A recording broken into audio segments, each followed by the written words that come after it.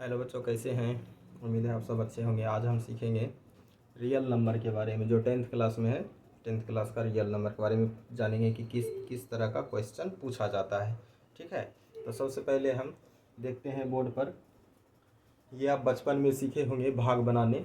जिससे भाग लगाते हैं उसको कहते हैं भाजक, और जिसमें भाग लगाते हैं उसको बोलते हैं भाज्य, और जितना बार में हम खिलाते हैं उसको बोलते हैं भागफल, और जो नीचे बच जाता है उसको बोलते हैं शेषफल। ये बचपन में आप सीखे होंगे कि इस दोनों को गुना करके इस दोनों को गुना करके इसको जोड़ देते हैं, यानी कि भागफल, और भाजक को गुना करके शेषफल जोड़ देते हैं तो हमारा भाज्य पुरता है। ठीक है, ये देखिए लिख दिए हुए यहाँ पर। भाज्य और भागफल को गुना करके शेष जोड़ते हैं तो हमारा भाज्य पुर जाता है। ठीक, और सबको शॉर्ट में किस किस तरह से भाज्य को ए लिखा जाता है, भाजक को बी, और भागफल को क्यू, और शेषफल को आर, ये लिख दिए हैं। ये जो रूल है, ये रूल है यूक्लिड एल्गोरिथम का। यूक्लिड प्रमेय भी कह सकते हैं। ठीक है, आज इसी के बारे में पढ़ेंगे। चलिए इसको पहले सबसे पहले नोट कर लीजिए। ठीक है, उसके बाद सीखते हैं इस पे आधारित कुछ क्वेश्चन, ये किस तरह का क्वेश्चन पूछा जाता है। नोट कर लीजिए पटक से।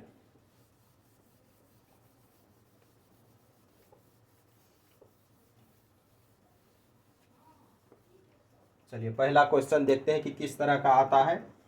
पहला क्वेश्चन देखिए, आपसे पूछा जाएगा यूक्लिड एल्गोरिथम का प्रयोग करके एचसीएफ ज्ञात करें, या फिर इस तरह से रहेगा यूक्लिड विभाजन एल्गोरिथम से एचसीएफ ज्ञात करें, या फिर यूक्लिड प्रमेय से एचसीएफ ज्ञात करें। इस तरह से क्वेश्चन रहेगा। ठीक है, मेरी बातों को ध्यान से सुनिएगा। ठीक, नहीं सुने तो फिर से रिपीट करके सुन लीजिए। ठीक, मैंने क्या क्या बोला। ठीक, अब देखते हैं क्वेश्चन किस तरह से रहेगा। क्वेश्चन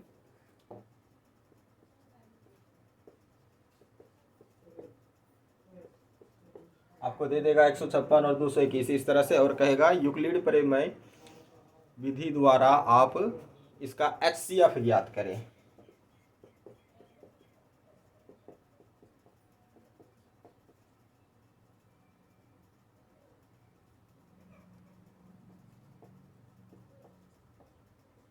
एचसीएफ ज्ञात करें। ठीक है, यूक्लिड विभाजन द्वारा। चलिए देखते हैं। सबसे पहले जिस तरह से सिंपल भाग आपने सीखा है, बनाया है, उसी तरह से बनाना है एकदम। सबसे पहले लिखना है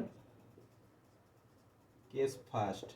केस फर्स्ट, और करना क्या है, 156 से भाग लगाना है 221 में। हम सब जानते हैं एक बार में खिलाएंगे 156। चलिए घटाते हैं, 11 में से 6 जाए 5, यहाँ बचा 11, 11 में से 5 जाएगा तो 6, आगे तो खत्म कहानी।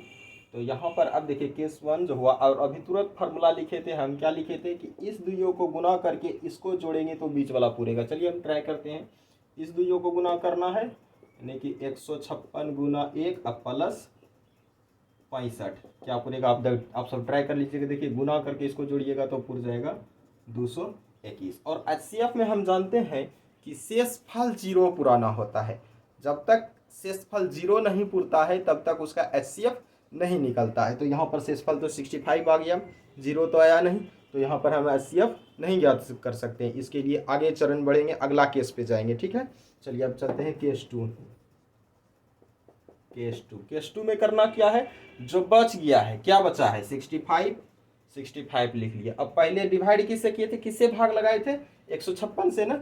अब 156 में ही भाग लगाएंगे, 156 में भाग लगाएंगे किसे, 65 से। देख रहे हैं ना, यहाँ था भाजक बन गया, ये शेषफल था, अब क्या बन गया है, भाजक बन गया है। और ये भाजक था, अब क्या बन गया है, भाज्य बन गया है। ठीक, अब इसमें डिवाइड लगाते हैं, 2 बार में हम खिलाते हैं 130। चलिए घटाते हैं, 6 2 26, 26 हो गया। अब देखिए यहाँ भी तो शेषफल हमारा 0 नहीं हुआ, तो यहाँ भी हम है ना एचसीएफ ज्ञात नहीं कर सकते हैं। लेकिन यूक्लिड विधि द्वारा इसको सिद्ध करना है। क्या करना है, इस दोनों को गुना करते हैं और इसको जोड़ते हैं। चलिए देखते हैं, 65 गुना 2 प्लस 26 इक्वल टू कितना होगा, 156। आप गुना करके देख लीजिएगा। अब चलते हैं केस थ्री में। केस थ्री में चलिए सेम टू सेम उसी तरह से करेंगे। कैसे करना है, 26 से ये शेष बचा है, इसको भाज्य बना दिए, भाजक बना दिए। और यहाँ जो भाजक था 65, उसको भाज्य बना दिए। चलिए अब डिवाइड करते हैं।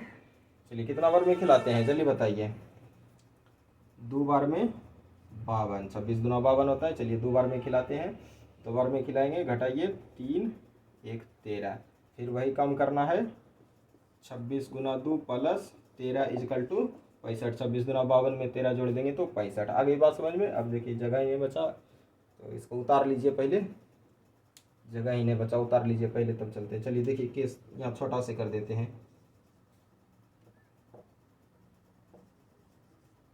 केस फोर्थ में करना क्या है, 13 इधर 26 इधर, डिवाइड करना है 2 बार में 26, खत्म। अब बताइए इसको काटते नहीं, जीरो लिख देते हैं। देखिए हमने क्या बोला था, एचसीएफ निकालने के लिए हमको क्या निकालना पड़ता है, शेषफल जीरो। देखिए अब शेषफल यहाँ कितना आ गया, जीरो आ गया। तो सबसे पहले इसको एल्गोरिथम पे बैठाते हैं, इसको लिखेंगे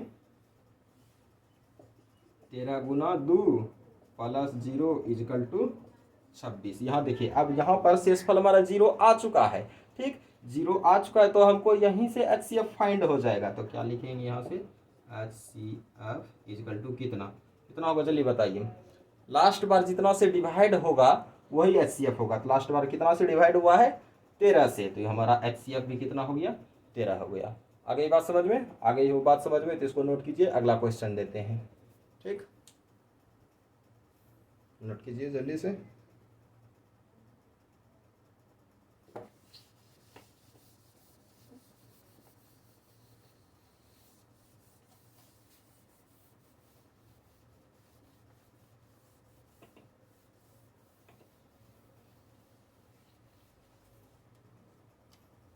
चलिए अगला क्वेश्चन 135 और 225। ठीक, अब इसको किस तरह से क्वेश्चन रहेगा, यूक्लिड विभाजन एल्गोरिथ्म द्वारा एचसीएफ ज्ञात करें। ठीक है, तो चलिए ज्ञात करते हैं। सबसे पहले क्या करते हैं, केस फर्स्ट में क्या करेंगे, 135 से डिवाइड करेंगे 225 में। सभी जानते हैं एक बार में खिलाएंगे, एक बार में खिलाएं तो क्या हो गया, 135 घटाइए 0, 12 में से 3 जाए 9, खत्म, 90 हो गया, शेष बच गया। चलिए अब देखते हैं इसको क्या करना है। शेष हमारा जीरो निकालना था, जीरो तो आया नहीं, तो अब इस दोनों को गुना करते हैं, 135 × 1, शेष जोड़ते हैं 90 = 225। ठीक, अब केस 2 के लिए चलते हैं।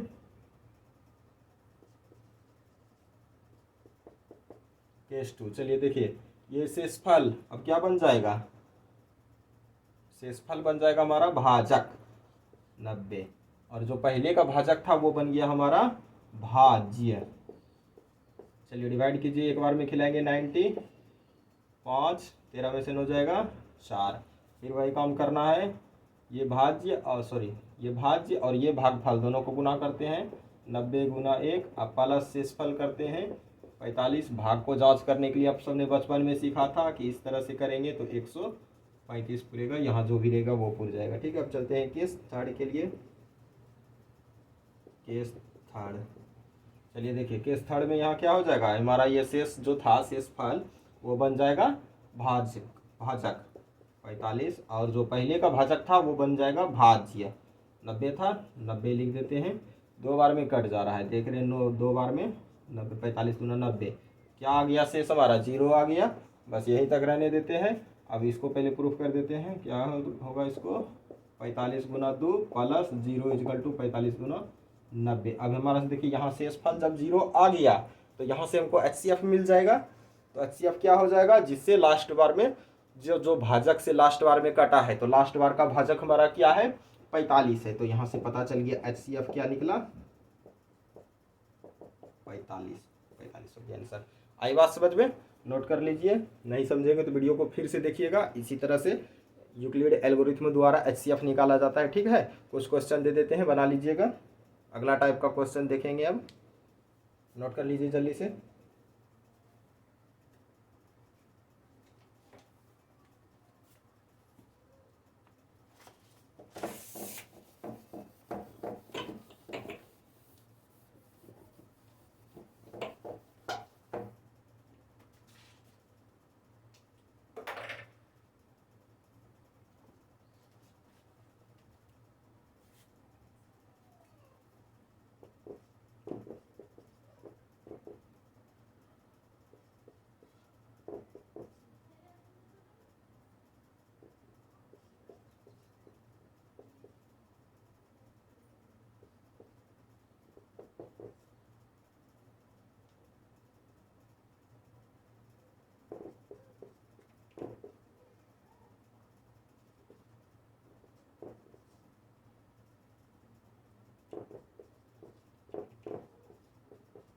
ये 4 क्वेश्चन यूक्लिड एल्गोरिथम द्वारा बना लीजिएगा।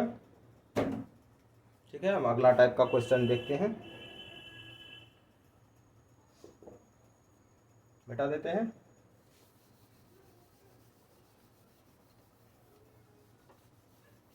चलिए अगला टाइप का क्वेश्चन ध्यान से सुनिएगा। ठीक है, मैंने क्या कहा। अगला टाइप का क्वेश्चन इस तरह से रहेगा, कहेगा कि अभाज्य गुणनखंड विधि द्वारा खंड करें। ठीक है, क्या करना है, अभाज्य गुणनखंड कहेगा सबसे पहले, अभाज्य गुणनखंड। अभाज्य गुणनखंड होता है क्या है, तो सबसे पहले जानते हैं अभाज्य संख्या क्या होता है। अभाज्य संख्या सभी जानते हैं, 2, 3, 5, 7, 11, 13, 17, इसी तरह से अभाज्य गुणनखंड जो खुद अभाज्य संख्या जो खुद से डिवाइड हो, एक और खुद से डिवाइड हो, उसी को अभाज्य कहते हैं। इस संख्या में देखिए दूसरा कोई संख्या से भाग नहीं लगेगा, वैसे ही संख्या को अभाज्य संख्या कहते हैं। तो वैसा गुणनखंड निकालना है जिसमें सिर्फ इसी तरह का संख्या हो, आई बात समझ में, उसी को कहते हैं अभाज्य गुणनखंड। ठीक है, चलिए अगला क्वेश्चन देखते हैं किस तरह से रहेगा। मान लीजिए आपको दे दिया क्वेश्चन 156। ठीक है, 156। अब इसको कहेगा कि अभाज्य गुणनखंड विधि द्वारा इसका खंड करें। अभाज्य गुणनखंड विधि द्वारा इसका खंड करें। तो अभाज्य गुणनखंड सभी जानते हैं। चलिए खंड करना है तो कैसे करते हैं, सभी जानते हैं। 156 शुरुआत करते हैं 2 से, तो 2 हमारा अभाज्य संख्या है। चलिए 2 से करते हैं तो कितना बार में कटेगा, यहाँ 14 खिलाएंगे 7 बार में, फिर 7, 8, 78, एक बचेगा 16, 16 कट जाएगा 78 बार में। चलिए 2 से फिर करते हैं, 2 से करेंगे 3 बार में 6, 9 बार में 18, फिर 3 से करेंगे, 2 से तो लगेगा नहीं तो 3 से ही करना पड़ेगा, 3 से करेंगे तो 13। अब हमारा देखिए, अब कोई संख्या से तो भाग लगेगा नहीं, कोई संख्या से खंड लगेगा नहीं, और 13 खुद एक अभाज्य संख्या है। आई बात समझ में। तो यहाँ से हम लिख सकते हैं 156 = 2 गुना 2 गुना 3 गुना 13, या ज़्यादातर इसको लिख सकते हैं 156 = 2 पर पावर 2 गुना 3 गुना 13। आई बात समझ में, यही हो गया हमारा अभाज्य गुणनखंड। क्या रहेगा क्वेश्चन में, अभाज्य गुणनखंड विधि द्वारा गुणनखंड करें। ठीक है, ध्यान से याद रखिएगा, नोट कर लीजिए। अगला क्वेश्चन देते हैं, मान लिया जाए आ जाए आपको 225। ठीक, अभाज्य गुणनखंड विधि द्वारा खंड करना है। चलिए देखिए, अभाज्य गुणनखंड विधि द्वारा खंड करना है। 2, 2, 225, तो इसमें 2 तो खाएगा नहीं, 2, 3 सबसे खाएगा नहीं, 5, 5 से खाएगा, तो 5 भी हमारा अभाज्य संख्या है। ठीक है, 5 भी हमारा अभाज्य संख्या है, क्योंकि 5 में भी सिर्फ और सिर्फ 5 और 1 के अलावा किसी भी संख्या से भाग नहीं लगता है। चलिए 5 से खिलाते हैं, 4 बार में 20, 5 बार में 25, फिर 5 से खाएगा 9 बार में, फिर 3 से खाएगा 3 बार में। अब देखिए सारा संख्या तो अभाज्य आ गया, अब तो खिलाने के लिए कुछ रहा नहीं, तो इसको लिख सकते हैं 225 = 5 गुना 5 गुना 3 गुना 3। तो इसको क्या कर सकते हैं, 5 पे पावर 2 गुना 3 पे पावर 2, 225 के लिए। आई बात समझ में, नोट कर लीजिए। ज़्यादा से ज़्यादा इसमें इस तरह से भी क्वेश्चन रहेगा, ये संख्या दे देगा और कहेगा इसमें 5 का घात कितना होगा, इसके खंड में 5 का घात कितना होगा। तो बताइए 5 का घात कितना आया, 2, तो 5 का घात 2 है, तो आंसर हो जाएगा 2। इस तरह भी क्वेश्चन दे दे और कहेगा इसमें 156 के अभाज्य गुणनखंड में 2 का अधिकतम घात क्या होगा। 2 का अधिकतम घात क्या आया है, 2, तो आंसर हो गया 2। यहाँ 2 पे पावर जितना रहेगा 5 रहेगा तो 5 हो जाएगा। अगर पूछेगा क्वेश्चन में कि 3 का अधिकतम घात क्या होगा, तो 3 पे पावर कितना है, अभी 1 है, तो 1 आंसर हो जाएगा। यदि 2 रहा तो 2 आंसर होगा। आई बात समझ में, फिर से समझ लीजिए। अगर इस तरह का क्वेश्चन में एक टाइप और ऐड कर दिया जाए कि 5 का घात अधिकतम क्या होगा, तो इसमें 5 तो है नहीं, तो उसको शून्य मान लेंगे। इसमें अगर रहेगा कि 5 का घात अधिकतम क्या है, तो 5 का अधिकतम घात कितना आया है, 2, तो 2 हो जाएगा आंसर। अगर इसमें पूछेगा कि 3 का अधिकतम घात क्या है अभाज्य गुणनखंड विधि द्वारा, तो 3 का अधिकतम घात है 2, तो 2 हो जाएगा आंसर। आई बात समझ में, अभाज्य गुणनखंड विधि द्वारा समझ गए। कुछ क्वेश्चन लिख लीजिए, बना लीजिएगा।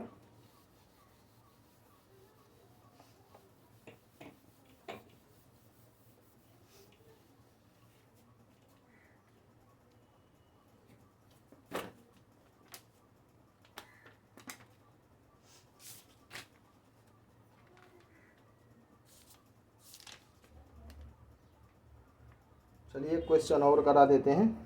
ठीक है, 49।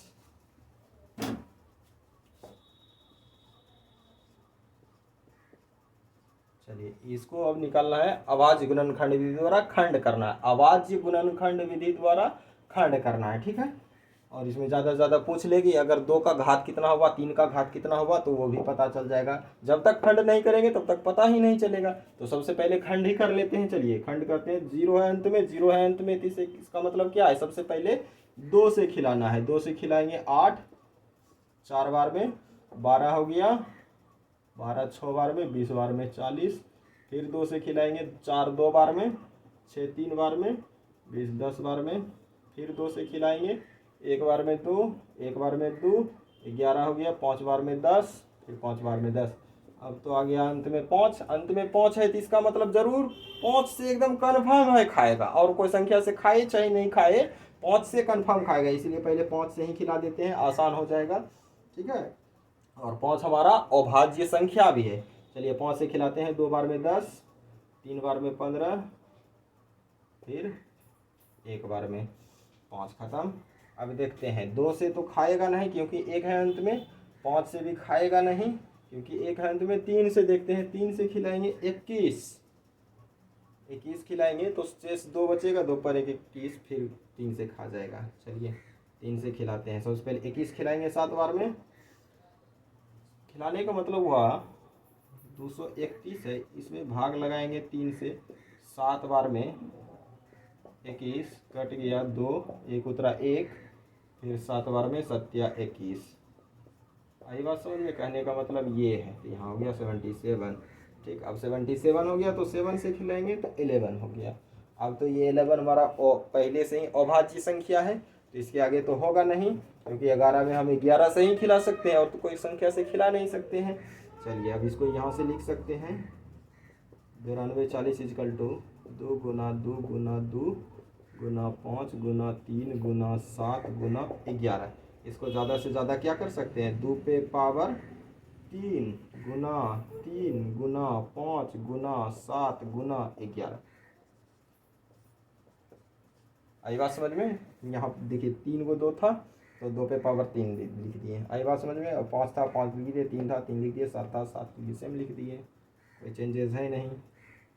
समझ गए? नोट कर लीजिए, कुछ क्वेश्चन दे देते हैं बनाने के लिए।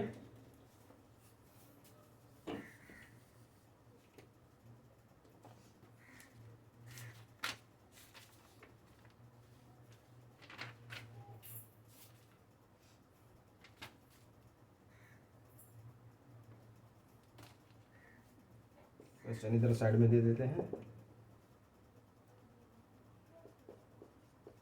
43 20 75 60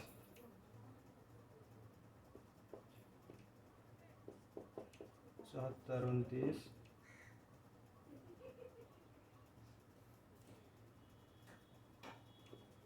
5005। इन 4 क्वेश्चन को बना लीजिएगा। 1 2 3 4। किस तरह से क्वेश्चन रहेगा ये सब? अभाज्य गुणनखंड विधि द्वारा खंड करें, ठीक है।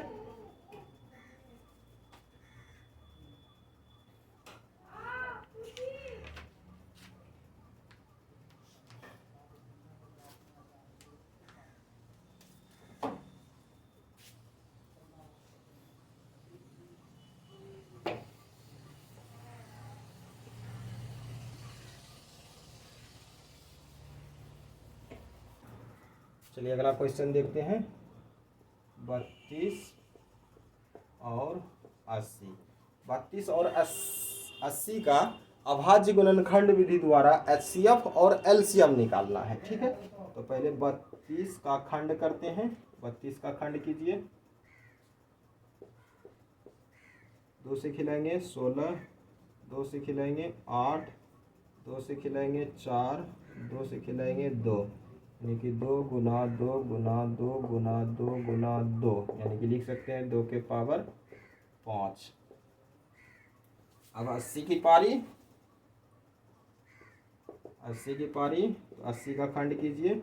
2 से खिलाएंगे 40, 2 से खिलाएंगे 20, 2 से खिलाएंगे 10, 2 से खिलाएंगे 5, यानी कि 2 गुना 2 गुना 2 गुना 2 गुना 5। तो इसको लिख सकते हैं 2 के पावर 4 गुना 5। आई बात समझ में? चलिए अब देखते हैं HCF। चलिए बताइए क्या बोले थे हमने एचसीएफ निकालने के लिए कि जो मिल जाए और जो छोटा हो। तो कौन मिला, दो दो मिला, छोटा कौन है, 2 के पावर 4, 2 के पावर 4, ये हो गया हमारा एचसीएफ। 2 के पावर 4 का मतलब 16, 4 बार गुना करेंगे तो 16 हो जाएगा। अब देखते हैं एलसीएम। एलसीएम में हमने क्या बताया था, जो मिल जाए और बड़ा हो, ये दोनों मिला, बड़ा कौन है, 2 के पावर 5, यह बड़ा है। और जो बच गया हो यानी कि जो नहीं मिला हो, तो ये वाला तो नहीं मिला है 5, इसको लिख दिए, यही हो गया हमारा एलसीएम। 2 के पावर 5 का मतलब 32, 32 पंचे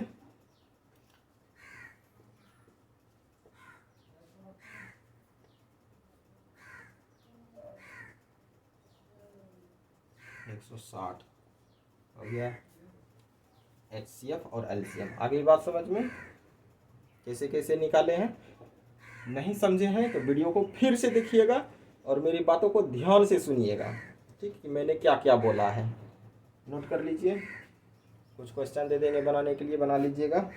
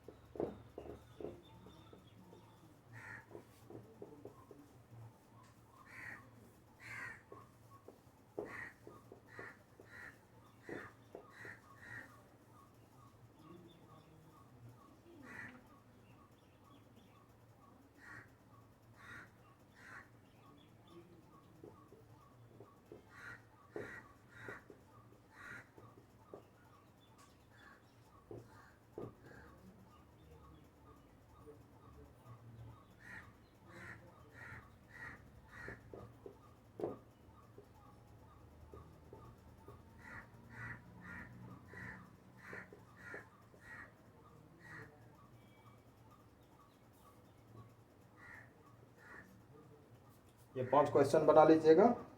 एक क्वेश्चन और ये 3 अंक वाला बता देते हैं, ठीक है, अभी बता देंगे। 36, 45, 72 नोट कर लिए।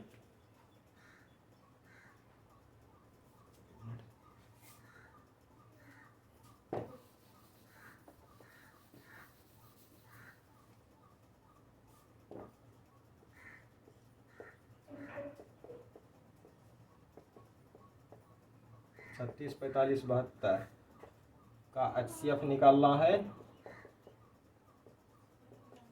और एलसीएम निकालना है अभाज्य गुणनखंड विधि से। चलिए अभाज्य गुणनखंड विधि द्वारा करना है तो पहले अभाज्य गुणनखंड निकालेंगे। चलिए पहले 36 का स्टार्ट करते हैं। 36 के लिए भी तुरंत लिखे थे हमने, क्या लिखा था, 3 गुना 3 गुना 2 गुना 2। 45 के लिए 3 गुना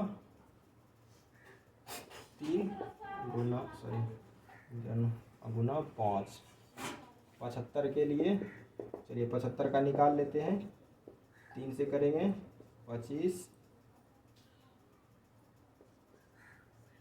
फिर 5 से करेंगे 5, तो इसके लिए क्या हो जाएगा, 3 गुना 5 गुना 5। चलिए इसको लिख सकते हैं 2 के पावर 2 गुना 3 के पावर 2, इसको लिख सकते हैं 3 के पावर 2 गुना 5, और इसको लिख सकते हैं 3 गुना 5 के पावर 2, ठीक। चलिए अब देखिए इसका एचसीएफ निकालते हैं, एचसीएफ, ठीक। एचसीएफ में हमने क्या बोला था, जो सब में मिल जाए। सब में क्या मिल रहा है, सब में मिल रहा है 3 3, सिर्फ 3 ही नहीं मिल रहा है। 5 है तो ये दुइयों में है, इसमें है ये नहीं है, और 2 है तो सिर्फ इसी में है, ये दुइयों में है ये नहीं है, तो सिर्फ 3 ही ना सब में मिल रहा है, सब में 3 ही मिल रहा है। और सबसे छोटा कौन है, 3 के पावर 1 3 हो गया ये एचसीएफ। आगे बात समझ में। अब देखते हैं एलसीएम। एलसीएम जो सब में मिल रहा हो, तो सब में तो देखिए ई 3 ही मिल रहा है, और बड़ा हो, तो बड़ा तो 3 के पावर 2 ये है, 3 के पावर 2 ई हो गया। और जो बच गया हो, तो बचा यही ना हो, ये बचा है 2 के पावर 2। और यहाँ पर तो दोनों दोनों ये दोनों भी बचा है, लेकिन ये दोनों तो सेम है, ये दोनों सेम है, तो सेम है तो दोनों में से जो बड़ा होगा वही लेंगे। जो बड़ा कौन है, 5 के पावर 2, 5 के पावर 2 हो गया एलसीएम। ठीक, आगे बात समझ में। अब इसको कैलकुलेशन करते हैं, 9 गुना 4 गुना 25, 100, 900 हो गया एलसीएम। आई बात समझ में, नोट कर लीजिए।